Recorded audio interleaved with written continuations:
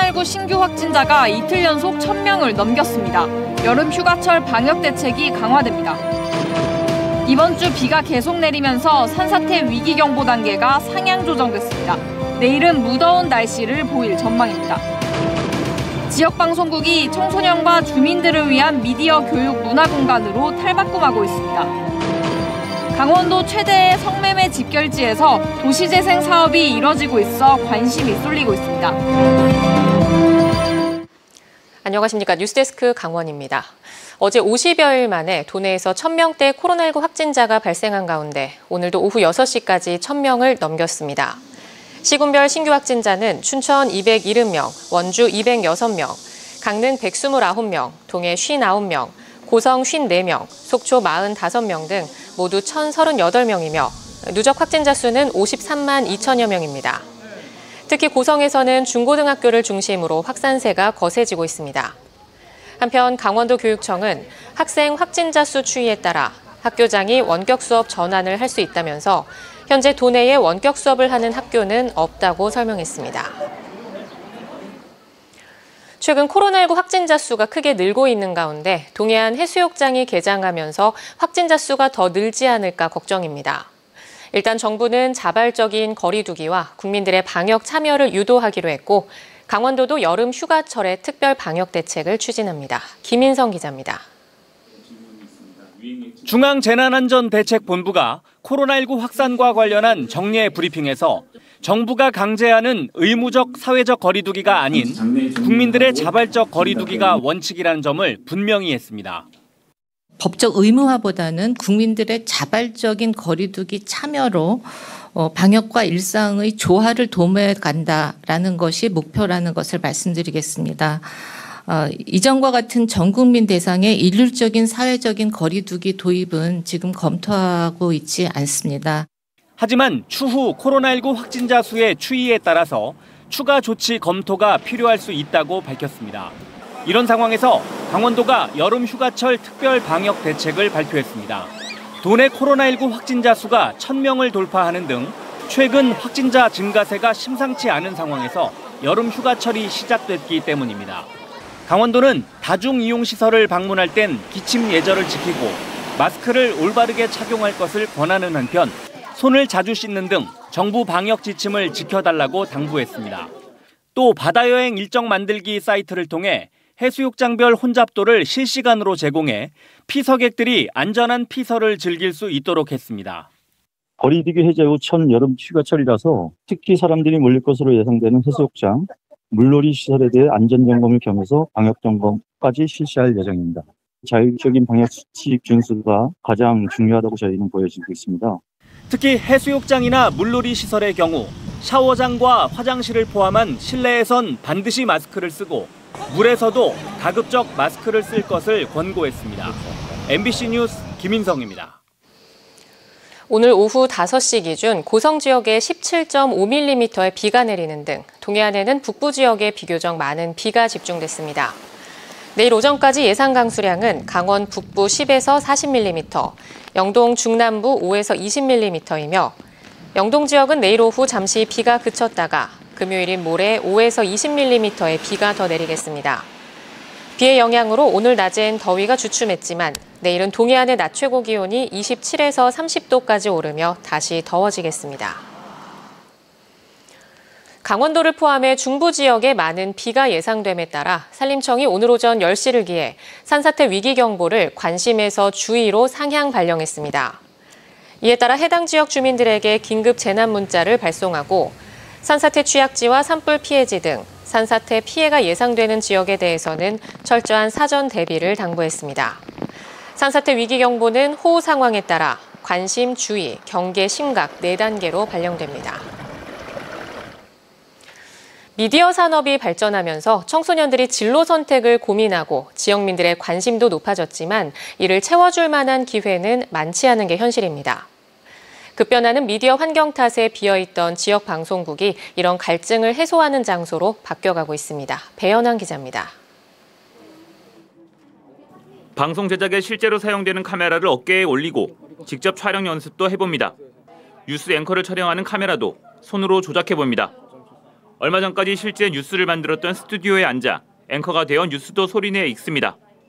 영동 지역 학생을 대상으로 언론 관련 진로 교육을 하는 미디어 스쿨이 지난해부터 MBC 강원 영동 삼척 사옥에서 진행되고 있습니다. 지난해부터 올해까지 25개 학교 2,100여 명의 학생들이 참가할 정도로 관심이 높습니다. 체험하는 아이들과 학생들에게도 진로 쪽으로 도움이 된다고 생각해서 확실히 이렇게 계속 체험하는 게 좋은 것 같다고 생각합니다. 미디어 스쿨에 이어 상시 진로 교육이 가능한 미디어 도서관도 문을 열었습니다.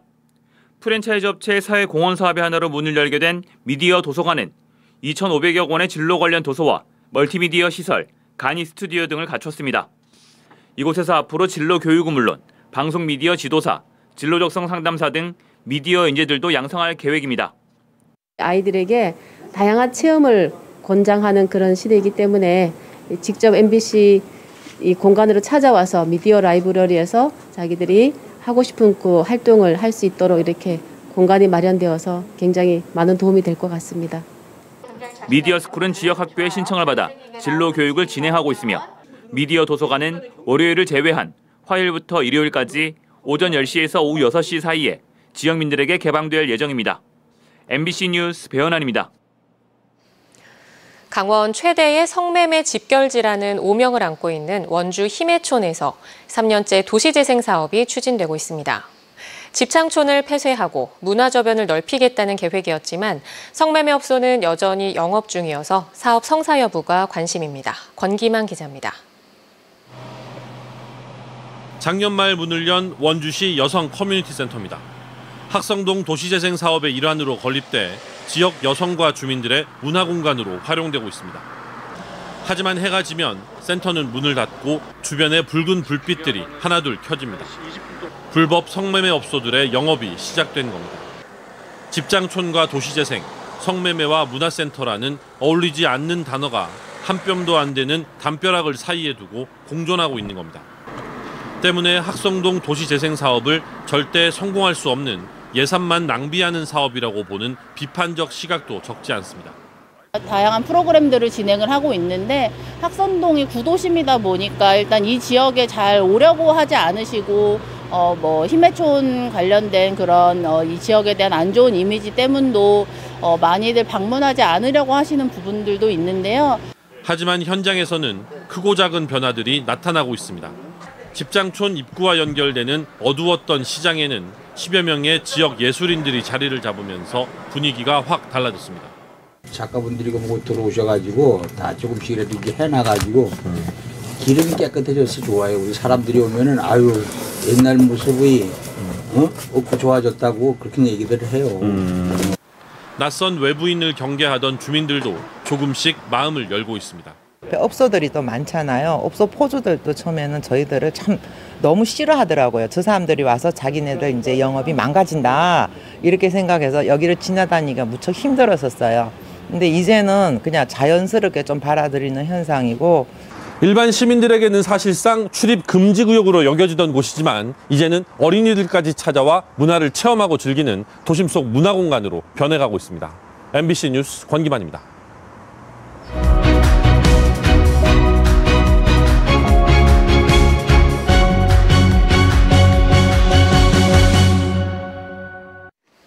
속초시가 모든 시민들에게 1인당 20만 원씩의 코로나19 희망지원금을 지급합니다. 이를 위해 11일자로 시장 직속의 코로나 일상회복 긴급 대응 조직을 신설하고 다음 달 중 모든 시민에게 희망지원금을 지급하기로 했습니다. 속초시는 지방교부세 등 가용 재원을 이미 확보하고 시의회에 오는 25일 제2회 추가 경정 예산을 의결해 줄 것을 요청했습니다.